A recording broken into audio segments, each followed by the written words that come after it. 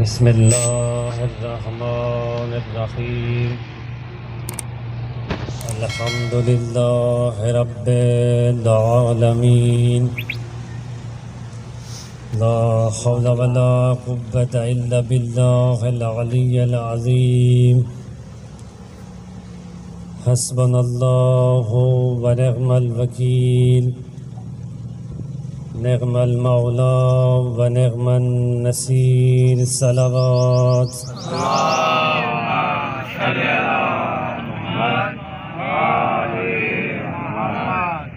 ثم الصلاة والسلام على أشرف الأنبياء والمرسلين حبيب إله العالمين أبي القاسم المصطفى محمد ملک باواز بلندتر صلوات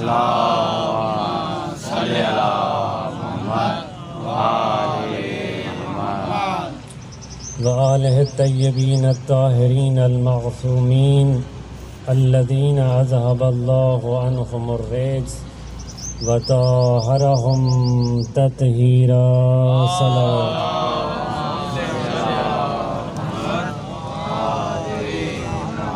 سیما بقیت اللہ العظم روحی و ارواح العالمین لہ الفداء اللہم قل ولیک الحجۃ ابن الحسن صلواتک علیہ وعلی آبائہ فی ہذہ الساعة وفی کل ساعة ولیا وحافظا وقائدا وناصرا ودلیلا وعینا حتى تسكنه أرزك طوعا وتمتعه فيها طويلا برحمتك يا أرحم الراحمين أما بعد قال أبو عبد الله عليه الصلاة والسلام لكل شيء أساس وأساس الإسلام حبنا أهل البيت صلوات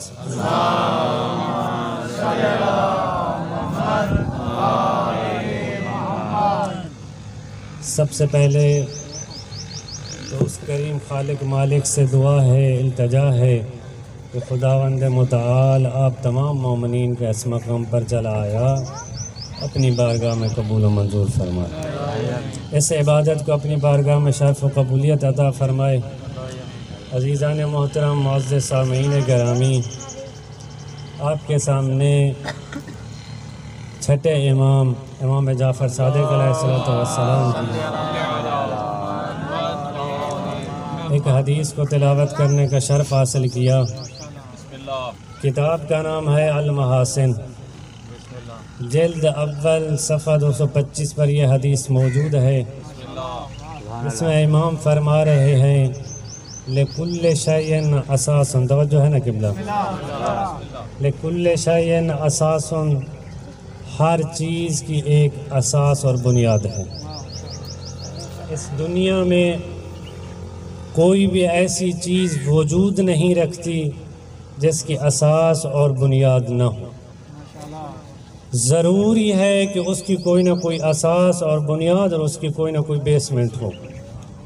ایک سادہ سی مثال اگر لے لیں، ایک گھر، وہ بھی ایک اساس اور بنیاد کے اپنا وجود قائم نہیں رکھ سکتا۔ ایک انسان، اس کی بھی ایک اساس اور بنیاد ہے، وہ انسان کے اس بدن کی اساس اور بنیاد اس کا قلب ہے۔ جب تک یہ قلب صحیح طریقے سے کام کرتا رہے تو انسان کا یہ 5 یا 6 فٹ کا قد، یہ 6 فٹ کا بدن صحیح طریقے سے کام کرتا رہتا ہے۔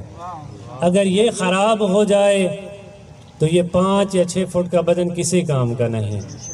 اب بتانا یہ چاہتا ہوں کہ وہ خدا جو علیم بھی ہے، حکیم بھی ہے، دانا بھی ہے، اس نے ہر چیز حتیٰ کہ ایک انسان کی بھی اساس اور بنیاد رکھی ہے، کیا اس نے دین کی اساس اور بنیاد نہیں رکھی؟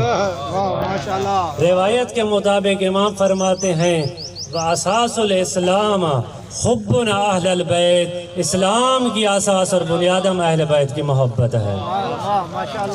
بس واضح ہوا کہ اسلام کی جو اساس اور بنیاد ہے وہ اہل بیت کی محبت ہے، اہل بیت کے ساتھ مودت ہے، اہل بیت کے ساتھ قلبی محبت ہے۔ اب جس نے بھی دین کی اساس اور بنیاد کو اپنے ہاتھوں اور گرفت میں لینا ہے تو کن کے ساتھ؟ اہل بیت کے ساتھ محبت رکھے۔ ایک اور حدیث میں ملتا ہے، اسی صفحہ 225 پر امام فرماتے ہیں ان فوق کل عبادت عبادہ، ہر عبادت کو ایک دوسرے عبادت پر فضیلت حاصل ہے۔ تمام عبادتیں ایک جیسی نہیں ہیں، کچھ عبادتیں زیادہ فضیلت رکھتی ہیں اور کچھ عبادتیں کم فضیلتیں رکھتی ہیں۔ مثال کے طور پر ایک انسان روزہ رکھتا ہے اور وہ روزہ رکھ کے اے سی والے کمرے میں جا کے سو جاتا ہے، اور ایک دوسرا انسان جو روزہ رکھ کے دھوپ اور گرمی میں جا کر مزدوری کرتا ہے۔ اب ثواب تو دونوں کا ہے، جو اے سی والے کمرے میں سو گیا اس کا بھی ثواب ضرور ملے گا، مگر وہ جو روزہ رکھ کے دھوپ میں مزدوری بھی کر رہا ہے اور وقت ظہر کے نماز بھی ادا کرتا ہے، اب دونوں کا ثواب ضرور، لیکن افضل وہ ہے جو روزہ رکھنے کے ساتھ ساتھ دھوپ میں مزدوری بھی کر رہا ہے۔ لیکن امام کی نظر میں سب سے افضل عبادت کون سی ہے؟ امام فرماتے ہیں حبنا اہل البیت افضل عبادہ، اہل بیت کی محبت سب سے افضل عبادت ہے۔ اب کون سے عبادت سب سے افضل؟ اہل بیت کے ساتھ محبت۔ دین کی اساس اور بنیاد کیا؟ اہل بیت کی محبت۔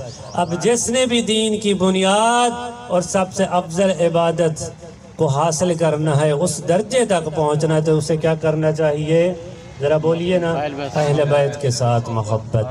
امیر المومنین علی ابن ابی طالب مولا کی ذات پر صلوات پڑھیے۔ اللہم صلی علی محمد۔ مولا کا ایک صحابی جس کا نام ابو عبداللہ جدلی مولا کی خدمت میں آتا ہے، کہتا ہے مولا آپ سے ایک سوال ہے۔ مولا مسکرائے۔ اب مولا کا مسکرانا یہ ہے کہ سوال بھی جانتے ہیں اور جواب بھی جانتے ہیں۔ اب روایت میں ملتا ہے، تاریخ میں ملتا ہے، کچھ ایسے بھی گزرے ہیں اگر جن سے سوال پوچھا جاتا تو کہتے تھے تمہارا عقیدہ صحیح نہیں ہے۔ ان کے ماتھے پر، ان کی پیشانی پر بال آ جاتے تھے، مگر سوال اس سے کیا ہے جو سلونی سلونی قبل ان تفقدونی کا دعویٰ کرنے والا ہے۔ مسکراتے ہوئے کہتے ہیں اے ابو عبداللہ جدلی اپنا سوال پوچھ۔ سوال پوچھتا ہے یا میں خود بتاؤں کہ تیرا سوال کیا ہے؟ مسکراتے ہوئے کہتا ہے مولا سوال میں خود بتاتا ہوں۔ کہتا ہے مولا مجھے یہ بتائیے کہ دنیا میں سب سے بڑی ایسی کون سی نیکی ہے جس کے بدلے میں جنت ملے، اور دنیا میں سب سے بڑی ایسی کون سی برائی ہے جس کے بدلے میں جہنم ملے؟ مولا فرماتے ہیں اس کا جواب سنا ہے ابو عبداللہ جدلی، دنیا میں سب سے بڑی نیکی جس کے بدلے میں تجھے جنت ملے الحسنۃ حبنا، دنیا میں سب سے بڑی نیکی جس کے بدلے میں تجھے جنت ملے میں اہل بیت کے ساتھ محبت ہے۔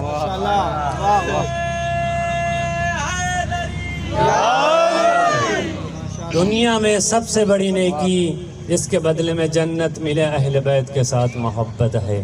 وَسَیِّئَاتُ بُغْضُنَا، اور اہل بیت کے ساتھ بغض رکھنا دنیا کی سب سے بڑی برائی ہے جس کے بدلے میں جہنم ملے گی۔ صلوات پڑھے بر محمد و صلی علی محمد۔ میرے امام سے پوچھا گیا مولا اگر آپ سے محبت کی جائے تو پھر آپ کی یہ محبت کہاں کہاں پر فائدہ دے گی؟ بالآخر آپ کی محبت میں کچھ تنگ دستیاں بھی ہیں، مشکلات بھی ہیں، سختیاں بھی ہیں۔ آج کے دور میں بھی دیکھ لیں، جہاں پر بھی ظلم ہو رہا ہے، کوئی اور فرقے، کوئی اور مذہب کا نہیں، مذہب تشیع۔ کس لیے ظلم کیا جا رہا ہے؟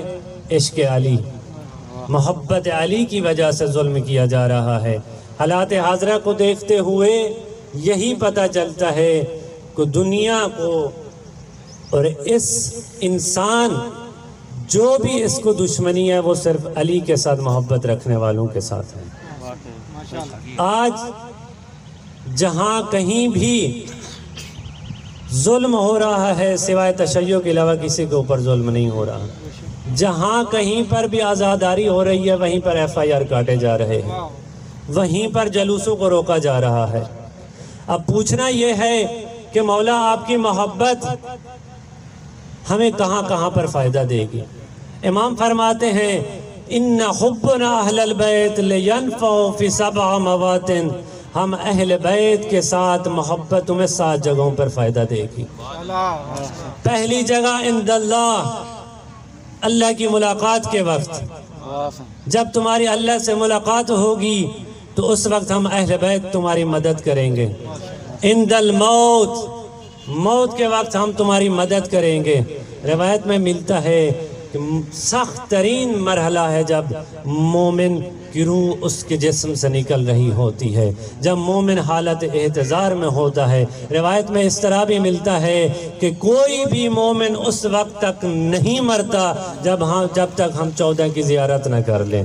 مومن کی روح اس طرح نکلتی ہے جس طرح آٹے سے بال کو نکالا جاتا ہے، اور جو اہل بیت کے ساتھ بغض رکھتا ہے اس کی روح ایسے نکلتی ہے جس طرح کسی ریشمی کپڑے کو چھاڑیوں کے اوپر ڈال دیا جائے اور سختی سے اس کو کھینچا جائے۔ اب اہل بیت کی محبت عند اللہ، عند الموت، عند القبر۔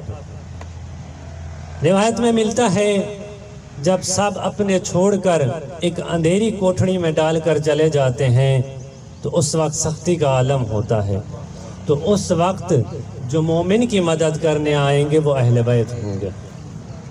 روایت میں یوں بھی اس طرح بھی لکھا گیا ہے کہ جب مومن پریشان ہوگا تو آواز آئے گی، کیوں پریشان ہے؟ جس کی وجہ سے تو دنیا میں سختیاں اور مشکلات دیکھتا رہا ہے۔ انا علی الذی کنت تحب، میں وہ علی جس سے تم محبت کرتا تھا، آج وہ علی تیری مدد کو آ گیا ہوں۔ عند الحشر، عند المیزان، عند الصراط، صراط پر مدد کریں گے۔ جو بھی مومن ہوگا پل صراط اس کے لیے صاف و شفاف رستے کی مانند ہوگی، اور جو اہل بیت کے ساتھ بغض رکھتا ہوگا اس کے لیے پل صراط بال سے زیادہ باریک اور تلوار سے زیادہ تیز ہوگی۔ اب جو محبت بھی رکھتا ہے اہل بیت کے ساتھ تو اس کا دنیا میں مقام کیا ہے؟ کہ اس کا دنیا میں بھی کوئی مقام اور منزلت ہے؟ تو روایت میں ہے کہ مولا فرماتے ہیں انتم واللہ نور فی ظلمات فی الارض، اے میرا محب، اے ہم سے محبت کرنے والا، تو دنیا کی تاریکی میں نور کی مانند ہے۔ جو ہم سے محبت کرتا ہے وہ اس دنیا کی تاریکی میں نور کی مانند ہے۔ جس طرح زمین والے آسمان پر چمکتے ہوں ستاروں کو آسانی سے دیکھتے ہیں، اسی طرح زمین پر آسمان والے ہمارے محب کو اسی چمکتے ہوئے ستارے کی مانند نظر آتے ہیں۔ صلوات پڑھے بار محمد و آل محمد۔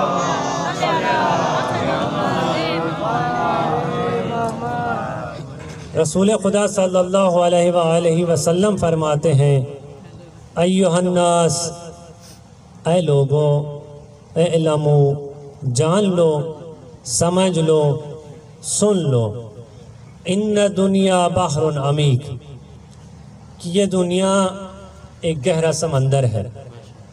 وقد غرق فیہا خلق کثیر، اور اس میں بہت سے لوگ ڈوب کر مر گئے، ہلاک ہو گئے، اور اس ہلاکت کی وجہ اور اس ہلاک ہونے کی وجہ ہم اہل بیت کے ساتھ بغض ہے۔ اور اس گہرے سمندر میں ڈوبنے سے بچنے کے لیے وَأَنَّ سَفِينَةُ نَجَاتُهَا آلِ مُحَمَّدٍ، اور اس گہرے سمندر میں ڈوبنے سے بچنے کے لیے کشتی نجات ہم اہل بیت ہیں۔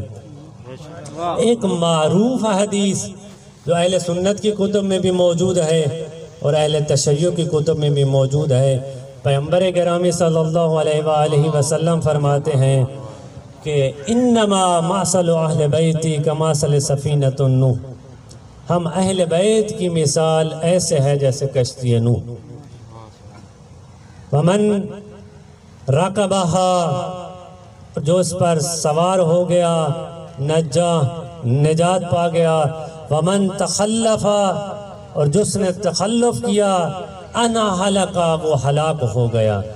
اب اس مجلس کا خلاصہ اگر آپ کی توجہ ہو تو مجلس کا خلاصہ میں یہاں پر بیان کرنا چاہتا ہوں کہ کشتی نجات اہل بیت، غرق ہونے سے بچنے کے لیے ان کی کشتی پر سوار ہونا پڑے گا، مگر اس کشتی نجات کا مرکز کون ہے؟ کتاب کا نام معراج پیغمبر، لکھنے والے کا نام آقا علی زادہ ذکی رانائی، فارسی میں یہ کتاب موجود ہے۔ اور ایک اور منابع آیت اللہ وحید خراسانی اپنی کتاب میں لکھتے ہیں کہ جب پیغمبر معراج پر تشریف لے گئے، قرآن میں ایک سورہ بھی ہے، سورہ اسراء، اور اس کی پہلی آیت سبحان الذی اسریٰ بعبدہ لیلا من المسجد الحرام الی المسجد الاقصی، جب اپنے حبیب کو مسجد الحرام سے مسجد الاقصی تک لے گیا تو اس کتاب میں اس نے لکھا ہے کہ پیغمبر کو باترتیب جبرائیل پہلے آسمان، پھر دوسرے آسمان، پھر تیسرے آسمان، پھر چوتھے، پانچویں، چھٹے اور ساتویں آسمان تک لے گیا۔ جب ساتویں آسمان تک لے گیا تو سدرۃ المنتہا کا مقام آیا۔ جبرائیل نے کہا کہ اس کے آگے مجھے جانے کی اجازت نہیں۔ پیغمبر نے جوتے اتارے، آگے بڑھے، صرف خدا اور پیغمبر کے علاوہ کوئی نہیں وہاں پر۔ پیغمبر وہاں پر فرماتے ہیں جب سدرۃ المنتہا کی طرف میں نے دیکھا، اوپر کی طرف منہ کر کے دیکھا تو لکھا ہوا تھا ان الحسین مصباح الہدی و سفینۃ النجاۃ، میرا حسین کشتی نجات اور ہدایت کا چراغ ہے۔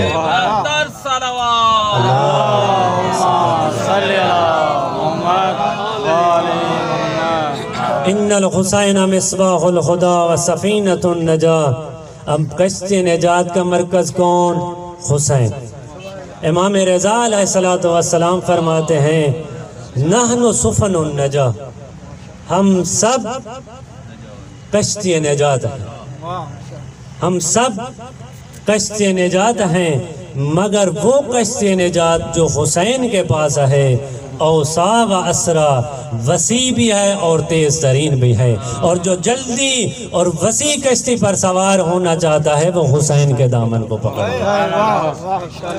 وہی حسین جس کے لیے پیغمبر فرما رہے ہیں حسین منی و انا من الحسین، میں حسین سے ہوں اور حسین مجھ سے ہے، وہی حسین جو کشتی نجات کا مرکز۔ لیکن حق تو یہ بنتا تھا کہ اس کے ایام میں، اس کے غم کے ایام میں تمام مسلمان مل کر اس کی عزاداری کرتے، لیکن مسلمانوں کا ایک گروہ ایسا بھی ہے جس نے اس عزاداری کو کمزور کرنے کے لیے یکم محرم کو کسی کے مرنے کا دن رکھ دیا۔ کہتے ہیں کہ اسی دن وہ اس دنیا سے چلے گئے۔ نام نہیں لینا چاہتا، سب بہتر جانتے ہیں۔ حق تو یہی بنتا تھا، رسول کا نواسہ ہے، سب مل کر اس کی عزاداری اور جلوسوں میں شرکت کرتے، مگر دل میں حسین کا بغض ایسا ہے کہ حسین کے جلوسوں کے بھی مخالف ہیں۔ طرح طرح کے اعتراضات، یہ ماتم داری کیوں کرتے ہیں، یہ پرسہ کیوں دیتے ہیں، یہ کیوں روتے ہیں، ان کے رونے کا مقصد کیا ہے، یہ اس سے ان کو کیا حاصل ہوگا، حالانکہ وہ نہیں جانتے۔ روایت میں ملتا ہے کہ وہ عزادار جو ماتم داری بھی کرتا ہے، آنسوں بھی بہاتا ہے، من بکا او تباکا، جو رویا یا رونے کی شکل بنائے وجبت لہ الجنہ، اس پر جنت واجب ہے۔ اور وہ عزادار جو ماتم داری کرتے ہوئے سو گیا، روایت میں النوم المغموم فیہ عبادہ، اگر غم کی حالت میں سو گیا تو اللہ فرماتا ہے میرے فرشتوں اس عزادار کے نام اعمال میں ثواب لکھتے جاؤ، یہ میرے حسین کا محب ہے، یہ میرے حسین کا عزادار ہے۔ آیت اللہ العظمیٰ وحید خراسانی فرماتے ہیں کہ عزاداری کے ایام میں جتنا ہو سکے حسین کی پاک اماں کا ذکر ضرور کیا جائے۔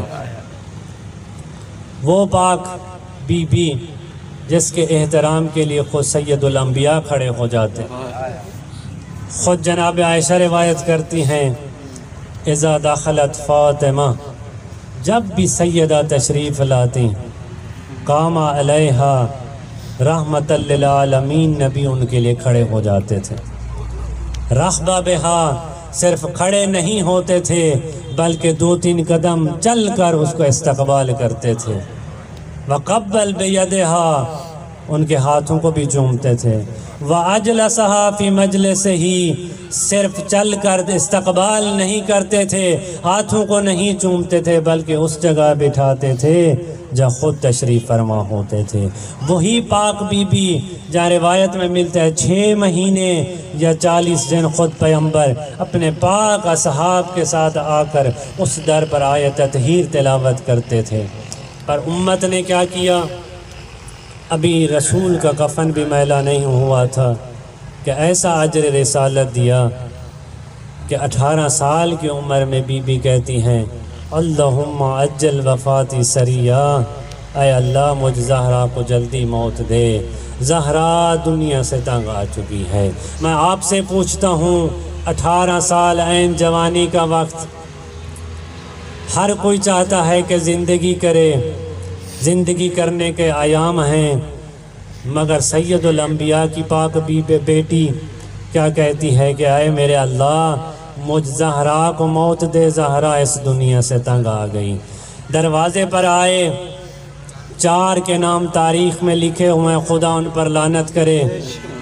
جب بلند آواز سے کہنے لگے کہ علی کو باہر نکالو تو بی بی نے آواز دی کہ آواز نیچے کرو، یہاں اہل بیت اطہار کا گھر ہے جہاں پر پیغمبر آیت تطہیر تلاوت کرتے تھے، اس گھر کی عظمت ہے، یہاں جبرائیل بھی رک جاتے تھے۔ کہا اگر دروازہ نہ کھولا گیا تو ہم دروازے کو آگ لگا دیں گے۔ روایت میں ملتا ہے لکڑیاں جمع کی گئیں، آگ لگائی گئی۔